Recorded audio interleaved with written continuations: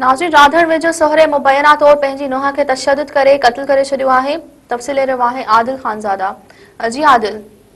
जी बिल्कुल, राधड़ भरिसां राधड़ विलेज वासी ज़ाहिद हुसैन सोलंकी जी न्याणी 3 ॿारनि जी मां मुसम्मत रुबीना सोलंकी पंहिंजे मामे सहुरे हथां मुबैना क़त्ल वरसण जो इल्ज़ाम राधड़ मक़तूल रुबीना सोलंकी जे मुड़ुस मुबैना इल्ज़ाम लॻाईंदे चयो त मुंहिंजे वालिद गुल हसन सोलंकी पारां मुंहिंजी ज़ाल खे ग़लति तालुक रखण लाइ चयो, जिन्हनि ते कावड़ में अची मुंहिंजी ज़ाल खे खट जा पावा हणी सख़्तु ज़ख़्मी करे विधो, जिन्हनि खे ॻणती जोगी हालत में लाड़काणे अस्पताल खणाए वियासीं, जेको ज़ख़्मनि जा सूर नसां ते फौत थी वई आहे। मक़तूल जे मां मीडिया सां ॻाल्हाईंदे चयो त मुंहिंजी धीउ जी शादी फुलजी स्टेशन में पंहिंजे भाउ जे पुट खे ॾिनल हुई।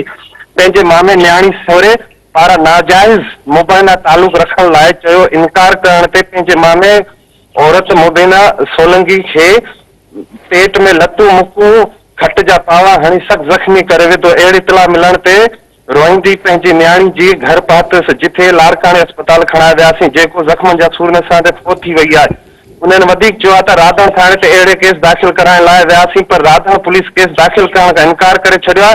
राधड़ पुलिस चयो आहे त केस फुलजी स्टेशन में दाख़िल करायो, जिन्हनि ते मक़तूल जे वरसा पारां लाश राधड़ नाके चौक ते रखी एहतजाज पिया था कनि, टायरनि खे बाहि ॾेई। आख़िरी इतला ताईं को बि केस दाख़िल न थी सघियो आहे। जी आदिल, जी मेहरबानी।